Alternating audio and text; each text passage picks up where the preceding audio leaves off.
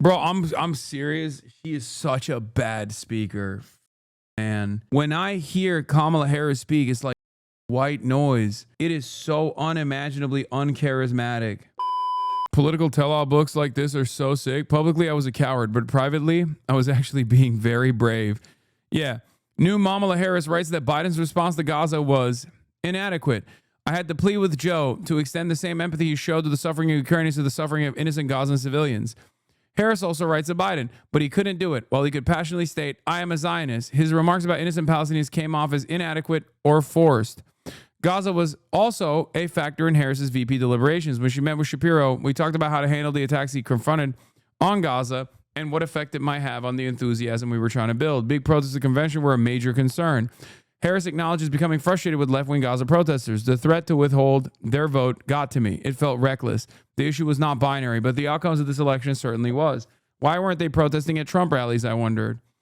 During Biden's presidency, Biden and Harris spokespeople denied the two had disagreements over Gaza. Of course, once again, neither of these folks were in any way, shape, or form different from one another with respect to Israel's endless, unlimited genocide and conquest.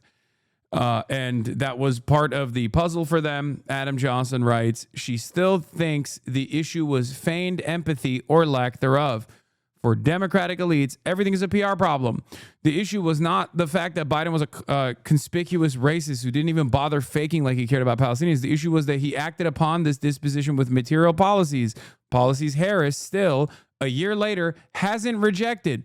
Better words would have helped exactly zero Palestinians. This was not and never was the issue. We wanted assurances and we wanted to see a change. We wanted assurances, and we wanted those assurances to be reflected in policy decisions. It's extremely telling that 1 year on, she still can't articulate a single policy critique of Biden on Gaza, nor has she issued a single public criticism of Trump on any Gaza policy. We have zero indication she thinks the issue was anything but a poorly managed PR headache. I fault Kamala Harris with this current administration that we're experiencing. I fault her inability to understand the severity of the crisis.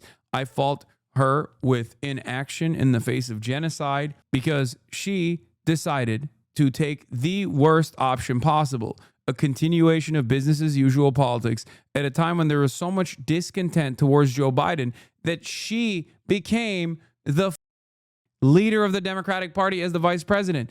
That was a unique moment. That should have been enough for someone like Kamala Harris or anyone really with three working brain cells to recognize, oh shit, people really don't fuck with Biden.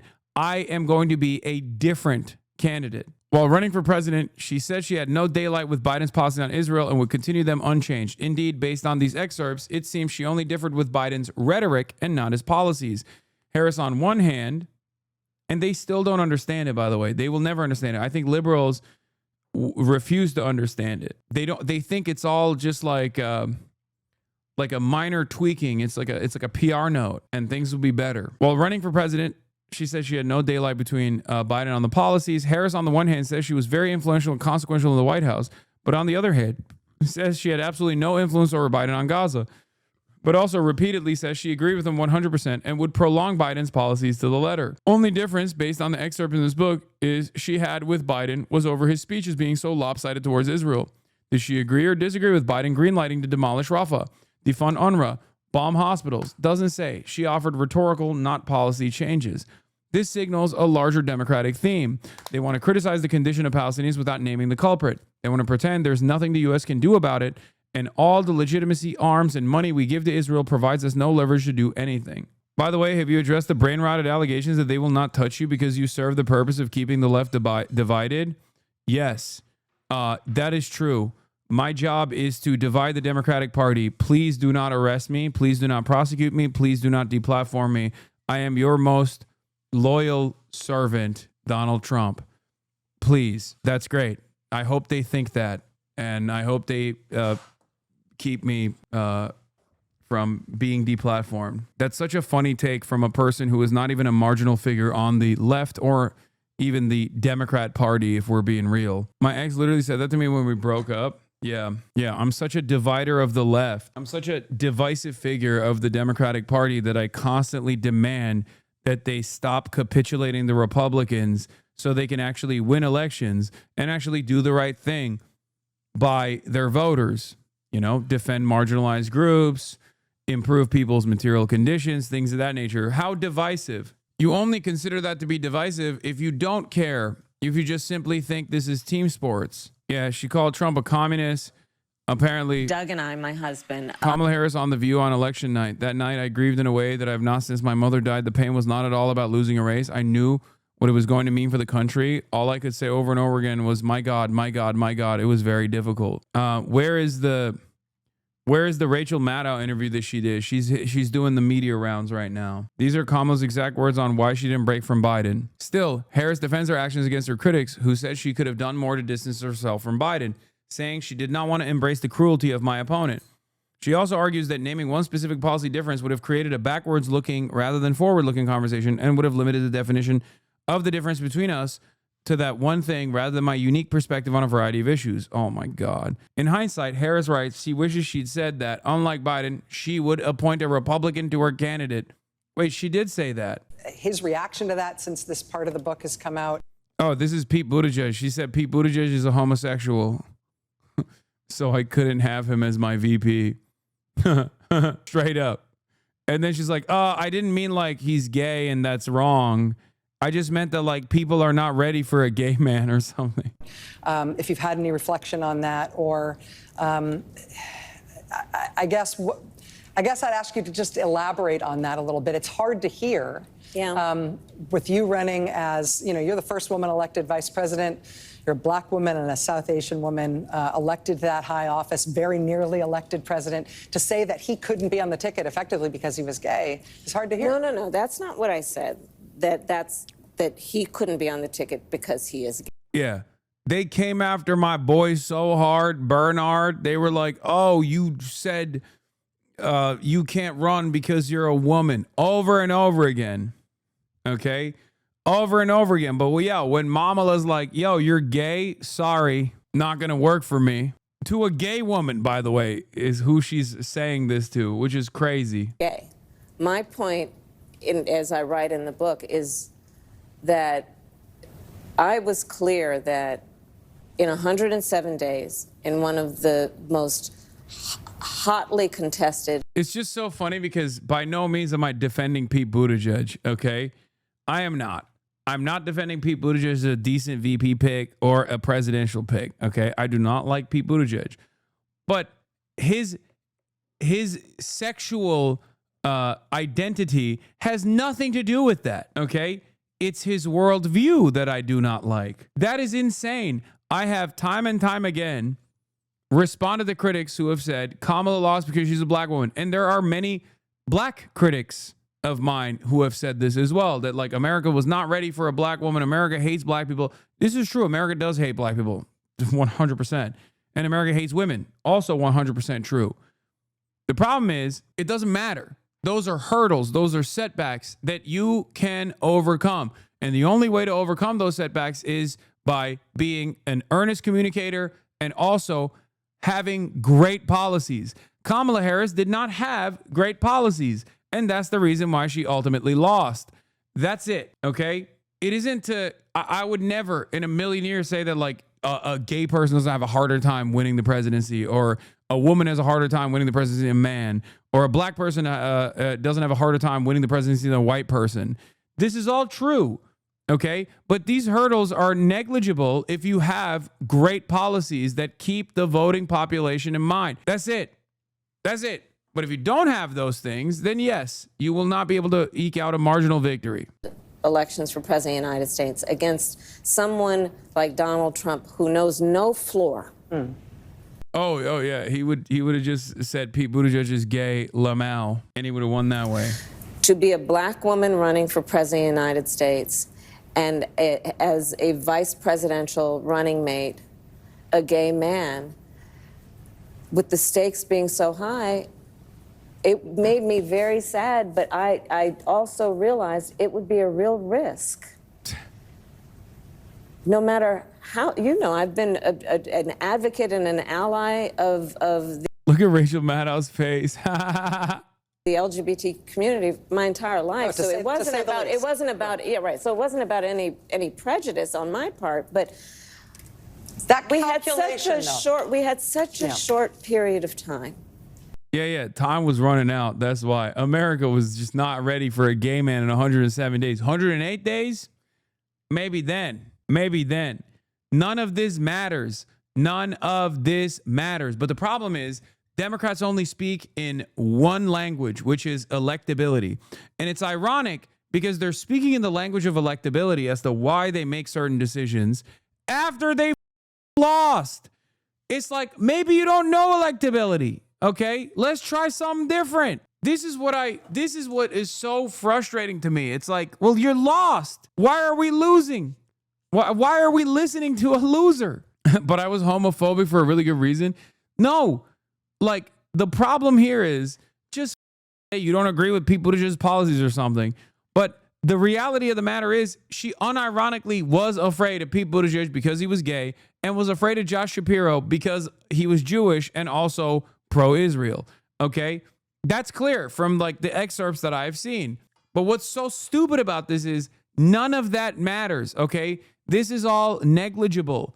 It's a hurdle, sure, just like Kamala Harris being a black woman in an objectively misogynistic and objectively white supremacist country is a hurdle.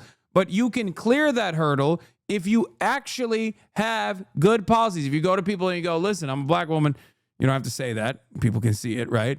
But like, I want you to have health care. Those motherfuckers want to take away your health care. People are going to go, I don't give a shit. I want health care. That's it. That's what democracy is. That's what democracy is. Explain Mamdani. Example Mamdani. Exactly. Zohran Kwame Mamdani is a 34-year-old brown Muslim socialist.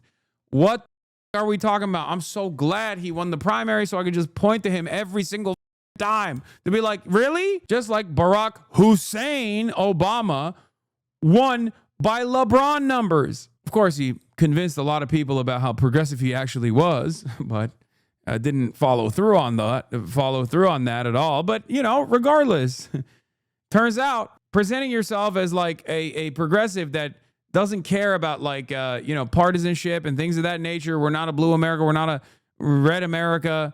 We are the United States of America. That kind of attitude. Yes, we can change.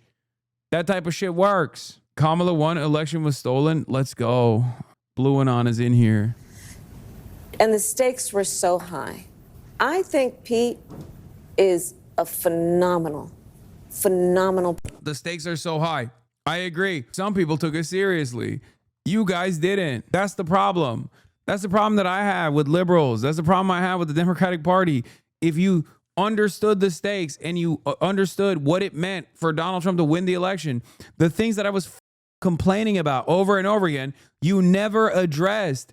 They did not address masked Gestapo ripping people's families apart. I did. I said the Democrats should address this. This is devastating. This is not going to be popular with people. Turns out I was right. They were wrong. They never addressed it and they lost. They actually took a right-wing position on immigration. They said, oh, we are the serious party. We are the party that's going to do real border control. Donald Trump is deeply unserious. Lol. Public servant. And I think America is and would be ready for that. But when I had to make that decision with 2 weeks. Bro, I'm serious. She is such a bad speaker. Man. Oh my Lord. I think people are faking it. Or she's just tuning into a frequency I cannot understand. When I hear Kamala Harris speak, it's like white noise. It is so unimaginably uncharismatic. She has such a hard time taking any issue seriously and directly answering questions. To go, you know, and maybe I was being too cautious. You know, I'll let our friends, we should all talk about that. Maybe I was. But that's the decision I made. And I, as with everything else in the book, I'm being very candid about that. Yeah. With a great deal of sadness about also the fact that it might have been a risk. Will you consider? Why does she have this much smoke for the left flank? Like, dude, you're not even running for president anymore. When you did run for president last time, you presented yourself as like this leftist candidate. Remember when everyone would yell at me and say that I'm racist for undermining Kamala Harris's track record because she was for Medicare for all? A notion she quickly dropped. Maybe it was because just like these corporations that claim that they're pro-LGBT that like farm the ugly pride merch you've ever seen 1 month out of the year, they quickly drop that notion because they don't actually give a about the LGBTQ population. Kamala Harris's leftism was purely aesthetic. She thought, as a bad room reader, I guess, that she could present herself as that. And then, of course, when she had any proximity to power, she quickly dropped all of that. And that made her look like a cynical pretender. And on top of that, as a cynical pretender, she also didn't have any motion or charisma to redirect the conversation back to her newfound policies. He's not the only star. I know that, he's in New York, and I know New Yorkers think they're the center of the world, and here we are in New York having this interview. It is the biggest city in the country. And I love New York, as the saying goes. I really do. But, I mean, there are people like Barbara Drummond in Mobile, Alabama, Helena Moreno in New Orleans. They're all running for mayor, too, and they are stars. So I hope that we don't so over-index on New York City that we lose sight of the stars throughout our country who are right now running for mayor and many other offices, governor, and so on. So that's where I am. We got a big tent, and we got a lot of stars. She said all mayors matter. All lives matter, the Zoran question. Not Omar Fateh, though, because he's the bad kind running, in Minneapolis. Not him. Hey, enough about New York City. What about Mobile, Alabama? Now, I mean, I don't know those other mayoral candidates, so I can't speak on them. But like I said, I have one, Omar Fateh. He's a fucking rising star. Notice how she didn't bring him up. I wonder why. Perhaps the tent is too big in one direction for these guys' liking. I'm right by Mobile, and I ain't never heard of whoever she said. Ay. Wait, what did she say? The low-key funniest part is when she says, I love New York, as the saying goes, at 0:35, as though people wouldn't only utter that phrase because they saw it on a bumper sticker. Talent Wait, spotter I in the missed Democratic that? Party. Yeah. What do you think of him and his candidacy? And what do you think of mainline Democratic shyness and agitation about the prospect that he's going to win? Look, as far as I'm concerned, he's the Democratic nominee, and he should be supported. Do you endorse his candidacy? I support the Democrat in the race, sure. But let me just say this. He's not the only star. I know that, he's in New York, and I know New Yorkers think they're the center of the world, and here we are in New York having this interview. It is the biggest city in the country. And I love New York, as the saying goes. I really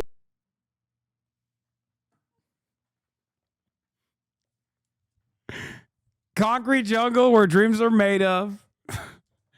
There's nothing you can't do, as the saying goes further. Welcome to New York. Now you're in New York. New York, as the saying goes. Generational aura debt. Oh, awesome. Anyway, she also had some statements for the private sector where she thought the corporate oligarchs would be the safeguards or the guardrails of democracy. Hilarious. Good attitude to have. Oh, here. This is what I wanted to. Kamala Harris calls Donald Trump a tyrant and a communist dictator. We used to compare the strength of our democracy to communist dictators. That's what we're dealing with right now in Donald Trump. And these titans of industry are not speaking up. Given that he's currently trending, let's not forget this all-time Sunstein banger, which to this day remains one of the dumbest things I've ever read. Russia is using Marxist strategies, and so is Trump. These guys are they're so delusional.